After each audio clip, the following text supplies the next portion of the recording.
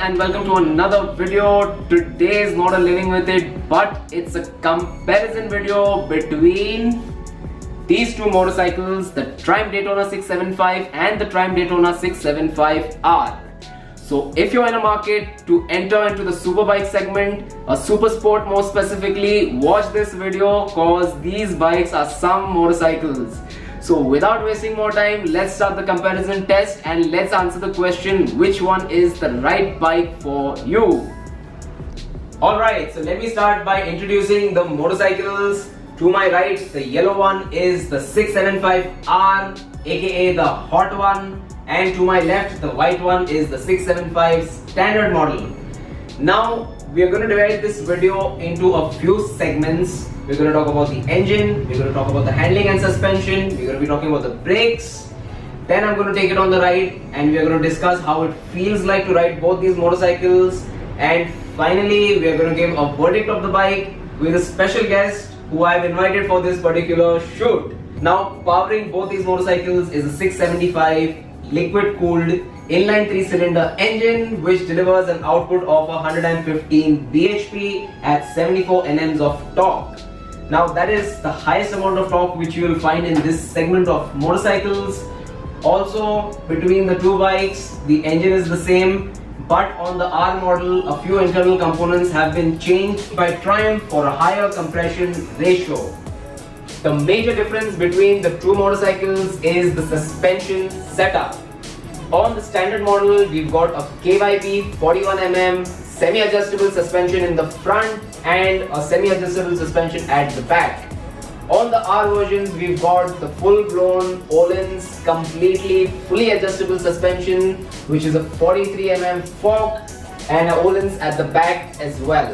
Both the motorcycles are really good in handling. However, the R has the edge with the Öhlins on board. If I had to put a comparison between the two, it would be like comparing a knife to a scalpel. Both are meant for cutting. However, one is more precise compared to the other. On the braking front, both the motorcycles comes equipped with a 310mm front disc.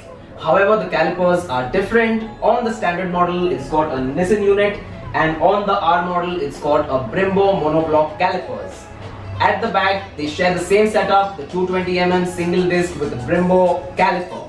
Both the bikes come equipped with an ABS, which is a really good thing in our road conditions. On the feature front, the R is the one which comes equipped with a lot of goodies from the company. It's got carbon fiber parts such as the front fender, the rear hugger and the cockpit area. It also comes equipped with a quick shifter for faster upshifting on the racetrack. It's also got an adjustable Öhlins suspension front and back, and it's got a Brembo calipers for better braking. So the cost of all this is a 2 lakhs rupees additional, which in my opinion is 2 lakhs rupees well spent, as you're getting a lot of kit for your money. So now is the time where we take it for a ride.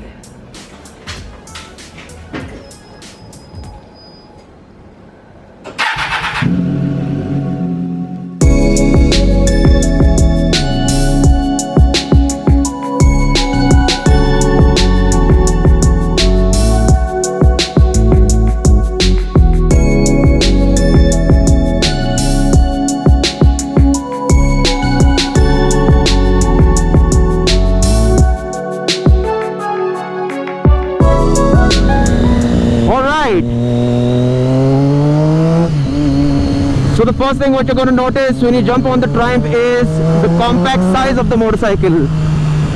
It's extremely compact compared to the R6, which feels much bigger than this. Also, this is an inline 3-cylinder motorcycle, which makes it much nicer to ride in the city as the power is located lower down. It's got a strong low and mid-range compared to the R6, which has a lot of high-end power. Also, the clutch is extremely light and the sound of this bike is really unique. It's got the Triumph unique inline 3-cylinder sound, which has got a nice whistle to it. Listen to it. Sounds beautiful. This particular one which I'm riding is the standard model right now, and it comes equipped with a KYB suspension, if I'm not wrong, which makes it much nicer to ride on the roads compared to the Olins, as it soaks up the bumps beautifully. As a package, I would say the Daytona is one of the best packages in the market as far as power is concerned, as far as handling is concerned, as far as braking is concerned. It is fantastic. Now it's time to jump on the R model. Let's give it a run and let's have a look how it feels.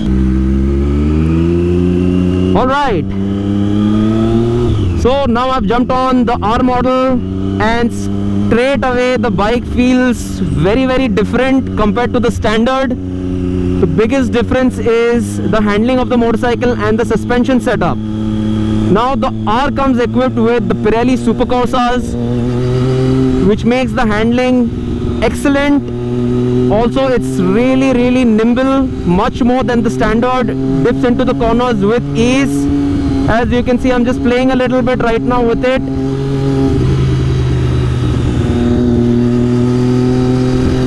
Combine that with the beautiful carbon fiber work which you see when you're riding, makes this bike feels special. Also, the R comes equipped with a fully adjustable Öhlins front and back suspension, which fortunately in this case has been tuned nicely, so it absorbs the bumps much better. But on the hardest setting, this bike can really be a nightmare to ride on the roads. Also on the braking front, it comes equipped with Brembo monoblock calipers, which makes the brakes absolutely unbelievably good.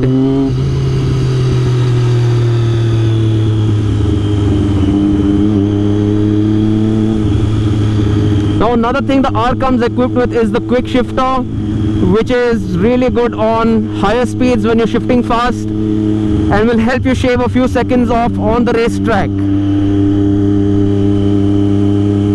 Now the big question is, which one should you buy? Should you buy the R or should you buy the S model? To find that out, we're going to get back to the garage and see which one is the better one.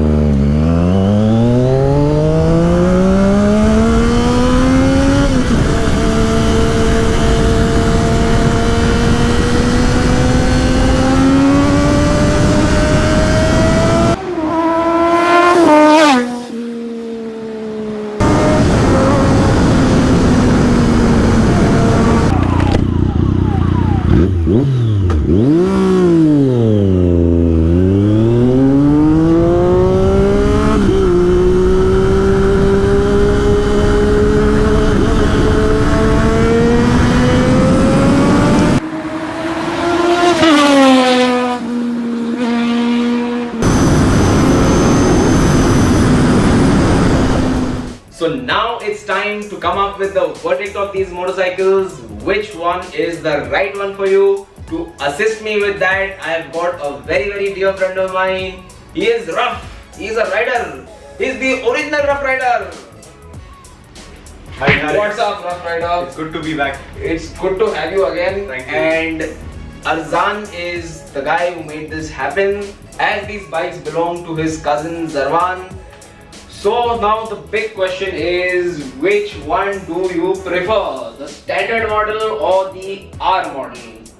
Well, for me it's pretty obvious. I would definitely go for the R model. Well, these two are hardcore track bikes. And if you're going to the track, I think it's pretty obvious that you would choose the R model. Like, I would want the full package with the Öhlins and Brembo and everything. So yeah, the R makes much more sense.